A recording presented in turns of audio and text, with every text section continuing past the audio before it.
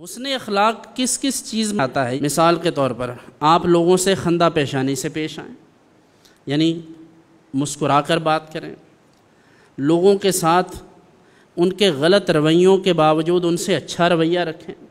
دیکھیں نا، آپ کہتے ہیں جی ہم سے غلط بات نہیں برداشت ہوتی، تو اچھی کیوں برداشت کرنی ہے؟ یعنی اچھی بات تو برداشت کرنے کا مسئلہ ہی نہیں ہے، مسئلہ تو تھا ہی غلط بات برداشت کرنے کا۔ حسن اخلاق یہ ہے کہ آپ سے کوئی بد کلامی کرتا ہے تو آپ اس سے اچھے اخلاق کے ساتھ، اچھے انداز کے ساتھ پیش آئیں، اسے اچھی بات کہیں۔ اور غریبوں کے ساتھ محبت، یہاں تو جسے جانتے نہیں ہیں اس سے سلام نہیں لیتے، جبکہ رسول اللہ صلی اللہ علیہ وسلم ارشاد فرماتے ہیں کہ تم سلام کو عام کرو۔ کیا کرو؟